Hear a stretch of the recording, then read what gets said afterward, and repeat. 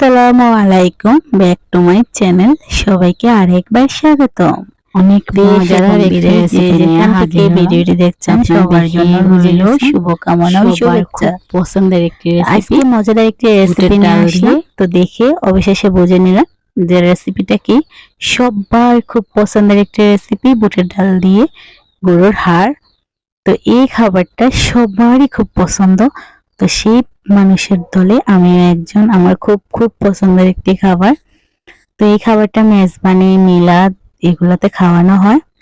তো আজকে আমি নিজেই তৈরি করে নিলাম লাকড়ির চূড়ায় এই রেসিপিটি। তো এখানে আমি বুটের ডাল নিয়েছি 1 কেজি আর গরুর হাড় নিয়েছি 2 কেজি। তো সবগুলো ধুয়ে একদম রেডি করে চলে আসছি রান্নাঘরে। তো আজকে লাকড়ির চুলায় রান্না করব।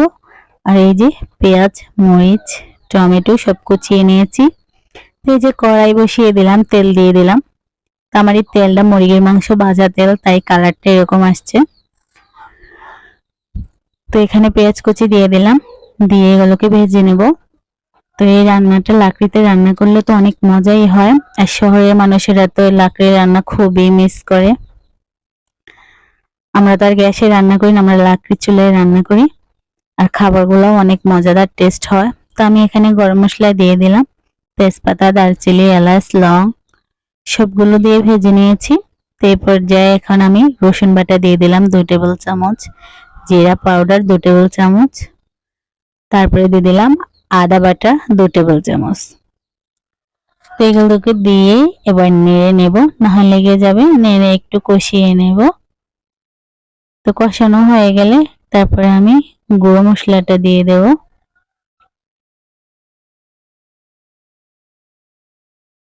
তো এখানে আমি দিয়ে দেব গুঁড়ো মশলা। তো গুঁড়ো মশলা দেওয়ার আগে এখানে কয়েক টুকরো টমেটো দিয়ে দিলাম। আসলে টমেটোটা দেওয়ার কারণ এটা গলে গেলে কালারটা সুন্দর আসবে, তাই।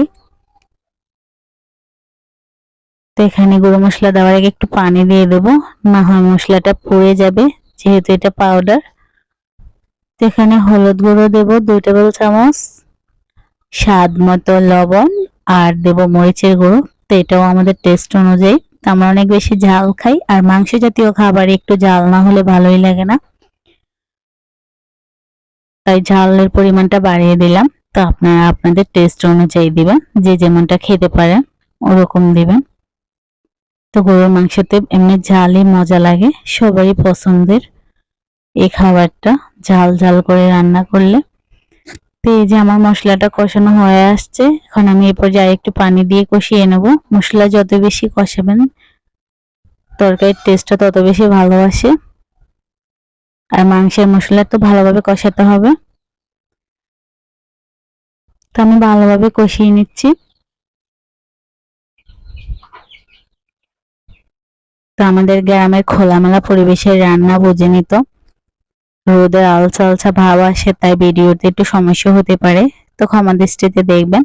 তো আমার মশলাটা কষানো হয়ে গেছে, তেল উপরে উঠে আসছে, দেখছেন আপনারা। তো এই পর্যায়ে আমি গরুর হাড়গুলো দিয়ে দেব।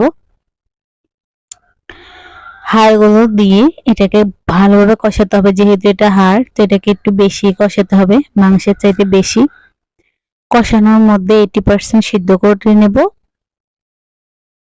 তো মশলার সাথে ভালোভাবে মিলিয়ে দিচ্ছি।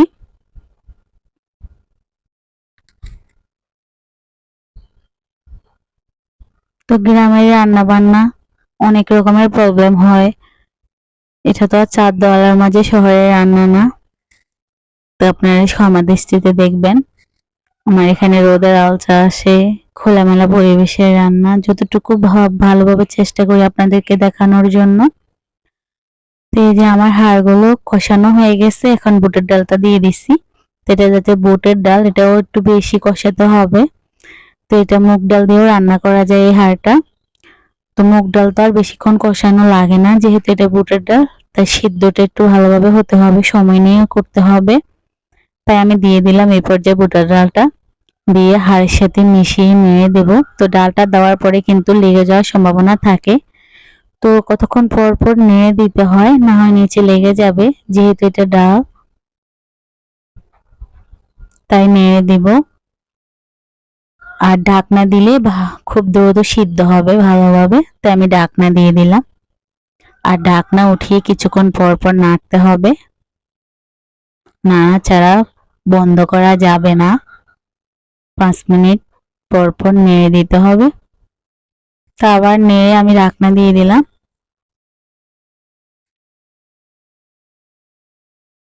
তো এই যে মোটামুটি আমার কষানো হয়ে গেছে। এখন আমি পরিমাণ মতো পানি দিয়ে দিব।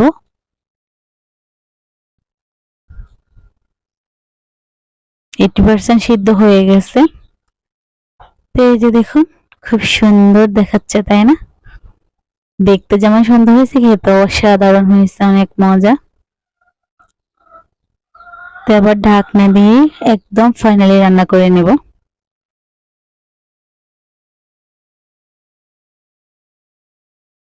তো এর মাঝে আমি এই যে ঢাকনা একবার উঠিয়ে কাঁচামরিচ দিয়ে দিলাম, কয়েকটা কাঁচামরিচ দিয়ে দিলাম। তো আমি এক চুলাতে ভাত রান্না করছি, আর এক চুলাতে আমার এই রান্নাটা হচ্ছে।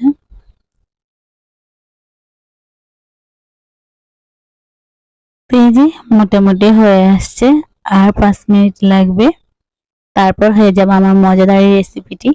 তো এই সম্পূর্ণ ভিডিওটি দেখার পর আপনার যদি এই রেসিপিটি ভালো লেগে থাকে তাহলে অবশ্যই আমার চ্যানেলটিকে সাবস্ক্রাইব করে নেবেন। ফেসবুক পেজ থেকে দেখে থাকলে অবশ্যই পেজটাকে ফলো দিয়ে যাবেন, আর ছোট্ট একটি লাইক দিতে একদমই ভুলবেন না। আমাকে সাপোর্ট করে আমার পাশে থাকবেন, সবার কাছে এই আশাটুকুই করতেছি।